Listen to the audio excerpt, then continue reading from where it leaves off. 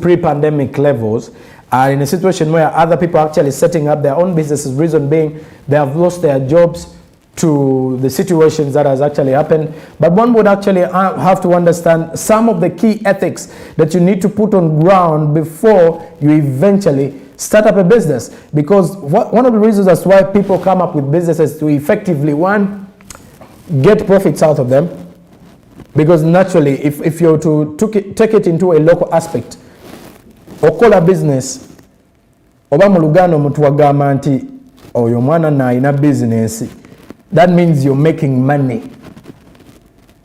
But if someone comes out and says, oyo aina byako, omanye ebiseera bisinga omuntu aba ayagala okujiragajja gamba oyo aina byakola. Naye omuntu ng'agamba nti oyo mwana aina business, akola business, they are mainly targeting nti oyo mwana akola sente. So clearly, we're going to be looking at how someone can effectively grow their business with or without the COVID effect. Because most of us will definitely say, we can't facilitate business because of COVID. Now, let's take an instance when we have no COVID. How can you actually facilitate it without actually putting COVID as part of it? Because we do have a number of viruses in the world. We also have a number of diseases that are actually taking part. But we are still carrying up with business. If you would ask someone who actually was alive during the time when AIDS had become a serious killer, in the first time of the incidents were actually being, when the first people started contracting AIDS back then in the country, it had actually also become a worry for the business owners who thought that once you have AIDS, you're going to lose out in business and you're going to lose your life. So clearly, this is how we are going to act. This is where our center focus is actually going to be, how to effectively grow your business with or without the COVID impact. And I'm trying to get to Mr. Ignatius Odong. If I don't know whether he's actually hearing me right now. Mr. Odong. Yes, Mr. Odong, it's a pleasure having you on the show right about now. I don't know whether you can actually hear me at this particular moment, but first, if you out there would want to understand who is Mr. Ignatius Odong and where are you right now?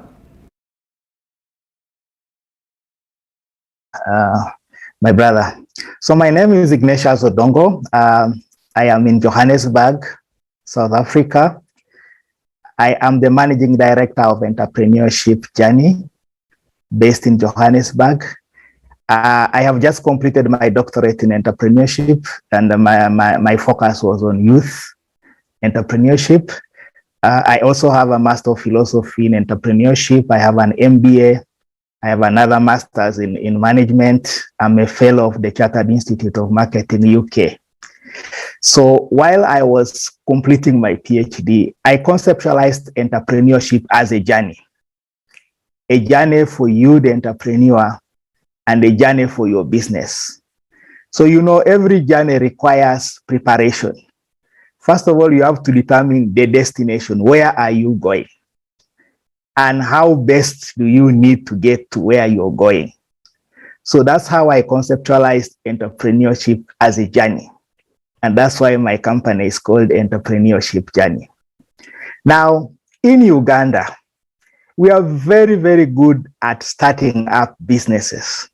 In fact, if you look at the statistics of the Global Entrepreneurship Monitor, a study that is carried out in 55 countries in the world, Uganda ranks among the best in terms of starting new enterprises. In fact, our rate of starting new enterprises is almost 3 times the global average, you see. So which means that we as Ugandans, we are very good at starting business. But 3 years down the road, most of those businesses don't exist anymore, you see. So what's the problem? So either they have collapsed or they are not growing. And as you were saying in your introduction, business is equal as cent. You know, it's not making money. You know, it's just barely surviving. So because of that, my company and a university in Uganda called Nexus International University, we started a program called Entrepreneurship and Innovation License Program. This program follows the stages of growth of an enterprise. So there are 4 stages of growth of an enterprise. There is the startup stage where you start your business. There is the acceleration stage where you begin to grow the business. Then you have the growth stage where now you prepare your business for investment. And then the scale up where now you start exploring even foreign markets. So our understanding is that each of these stages requires separate skill set. So the skill set that you need for starting a business is different from the skill set that you need to grow it. You see, it's different from a skill set that you need to prepare your business for investment. You see, and it is different from a skill set that you need to expand your business into other markets. So each of those stages requires different skill sets, different techniques. So that is the program that we started. So this last weekend, we ran a training for mompreneurs. So these are called female entrepreneurs, so in Uganda. So a lot of women in our country are doing very well in terms of running their businesses. So we were guiding them to say, you have your business now. What is next for your business? Now, what is next for your business depends on 2 things. One, you yourself, do you have the ambition to grow your business? So that is very important. Do you have that ambition? Or are you satisfied with where your business is currently? Because some people are satisfied if they have their small restaurant in the corner or their small kiosk, you know, they are satisfied with it. You see, they don't want to have the second kiosk or the second restaurant or the third one. They are happy with where it is. So that is the first thing. Do you have the ambition to grow your business? Then secondly, does your business have the potential to grow? So these are 2 things that we need to think about. First, do you have the ambition to grow your business? And secondly, does your business have the potential? So let's look at the first one, the ambition. So when you started that business, did you have a dream that 1 year, 2 years, 3 years down the road, this is where your business would be? Did you have that vision to say, I want my business to move from point A to point B? You see, or did you simply start your business for the sake of starting because maybe you didn't have a job, so you wanted something to do on the side? You see, so if you don't have that vision, that growth ambition by yourself, it means you will not push your business to the next level. So that is very important as an entrepreneur. The second one is the potential of the business. So the potential of the business is about the product or service that you have. Can you get more people to buy what you have? Is that business expandable? You know, so those are the 2 things that, in my view, are really important. Now, in 1957, a Russian professor called Igor Ansov started a matrix that I'm sure I can see you smiling. You perhaps should have heard of it because it is taught in business school. So started that matrix called the Ansov matrix in 1957. And I can tell you that that matrix is as important today as it was in 1957. So it's a very simple thing to say, if you want to grow your business, you should either find more people to buy what you have now, okay, or find a new market where you can put in either the product that you have now or a new product. You see, so it's very simple. You see, so let us just look at them one by one. So you currently are having a business. Say you are selling clothes, maybe men's clothes. Can you find more men to buy your clothes? You know, Can more people buy what you have? Can you open up a shop, your shop, in a place where there are more people, more customers? So it's a simple thing to say, where have you located your business? Have you located your business in a place where you are most likely to find people who will buy your product? So these are simple things, you see. Secondly, always when you are selling one item, so you are selling, for example, men's clothes. How about if you add on the side women's clothes as well? So that when a man comes to buy his suit, you then tell him, why don't you buy one for madam as well? You know, why don't you buy one for madam? You know, why are you buying a suit for you alone? You get it. So what are the possibilities of your business? What are the possibilities to grow your business? So as an entrepreneur, you need to be thinking to say, currently, this is the market I'm serving. What else does that market require that I can provide? So you always have to keep thinking. You know, there are some of these small shops, for example, you have a salon business. So they make your hair. But while they are making your hair, they also have makeup kits. So as you're making your hair, they can say, hey, by the way, can we also do makeup on your face?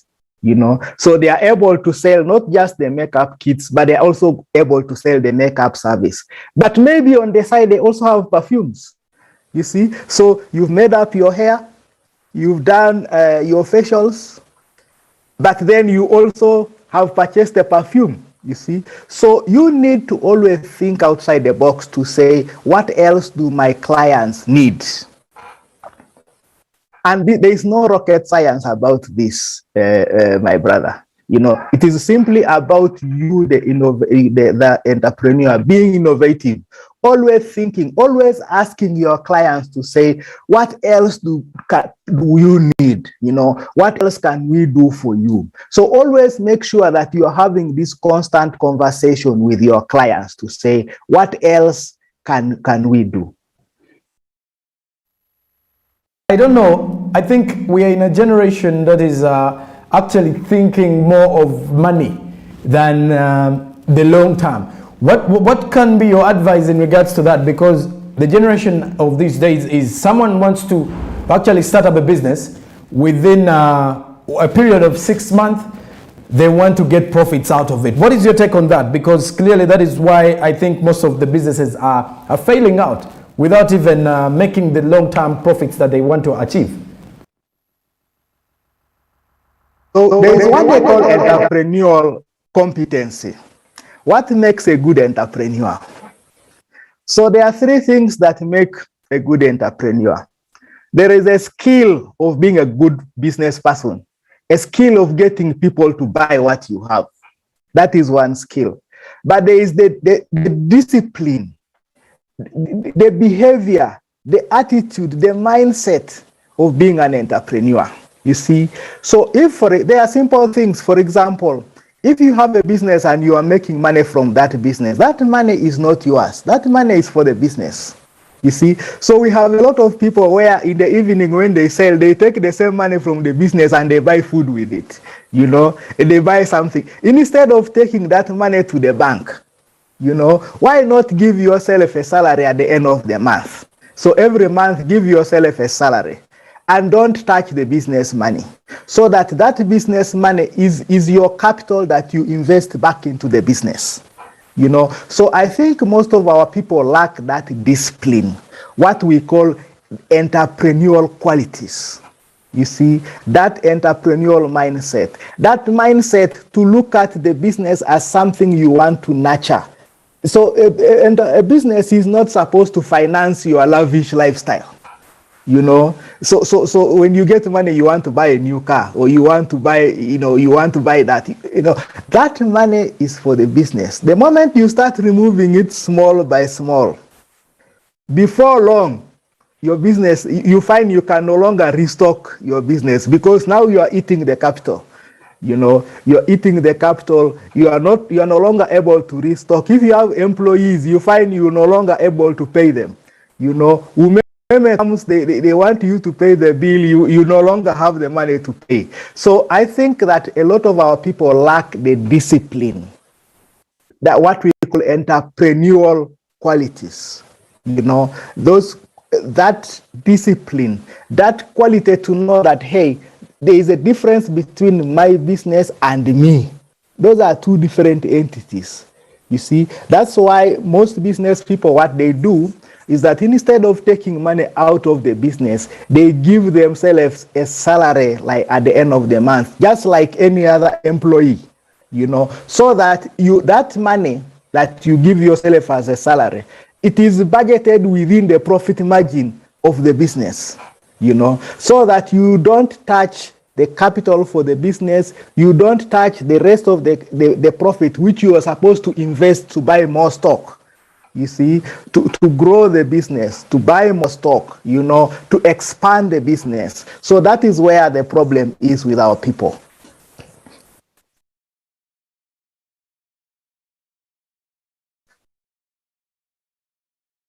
I lost you. I lost you a bit. I lost you.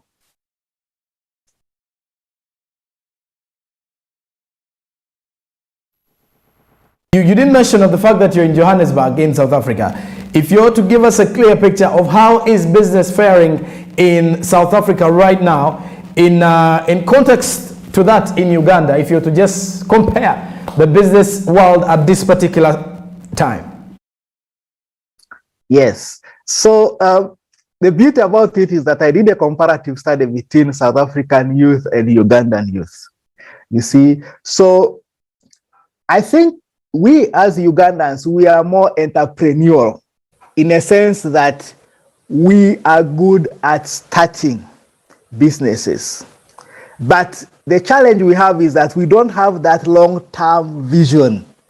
We are satisfied with just starting something small, you know, but having the long-term vision to say, I have started this in 2021.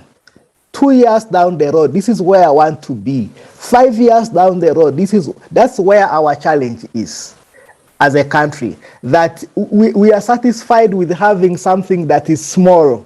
As long as every week or every evening it gives us something, we are satisfied. You know, a lot of what I see here is that people have a long-term vision.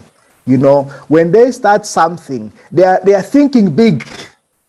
You know, they are not thinking small. They are not satisfied with just passing by. You know, they want their business to grow. They are looking for partnerships to grow their business. They are looking for, how do I invest in my business? Who can I partner with? How do I get more money to put into my business? That's the kind of strategic thinking that I think we as Ugandans, we need to adopt. And it goes back to what I said in the beginning, to say, do you have the ambition of growing your business, or are you just satisfied with where it is now? You see, because that is the problem that we have.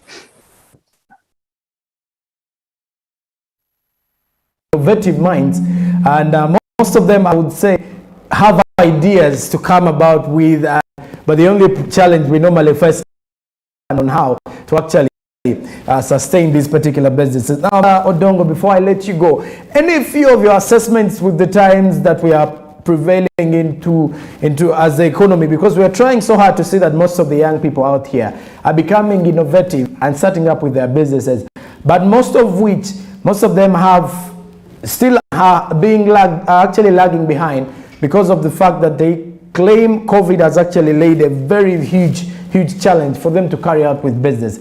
In your last assessments, what is your take on the nature of the business across the world, with the fact that now there are some of the things that have been limited, considering the fact that we are into situations of lockdowns, curfew time, and different quarantines taking place?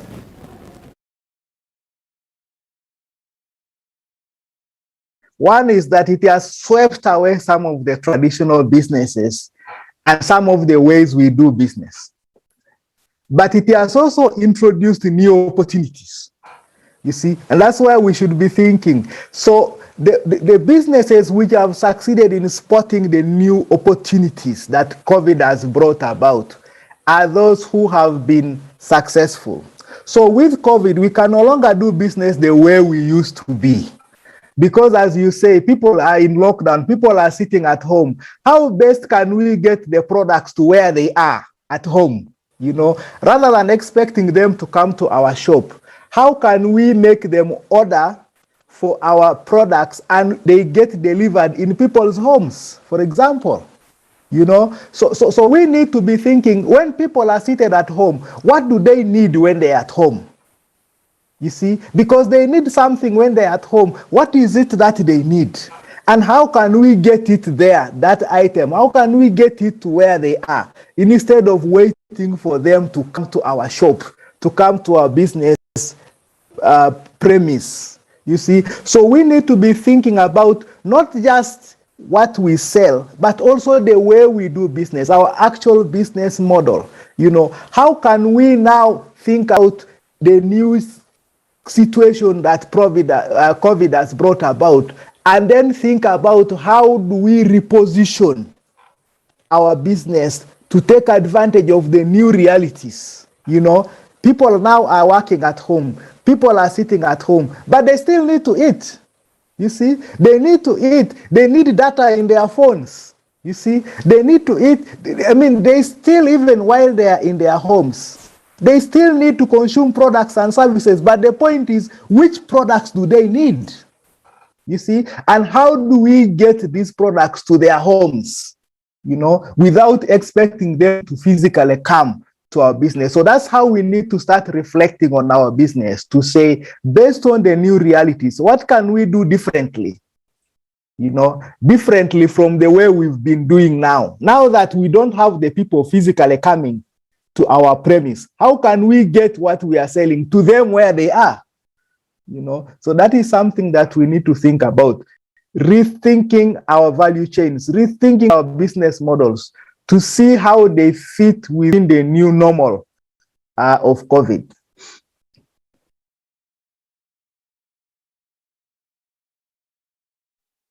Show today, and thank you for your insights in regards to business, and I'm definitely sure particular discussion, and for the youth and the young entrepreneurs, will definitely be taking this into that particular regard. And I would definitely say thank you very much for joining us, Mr. Ignatius Odong.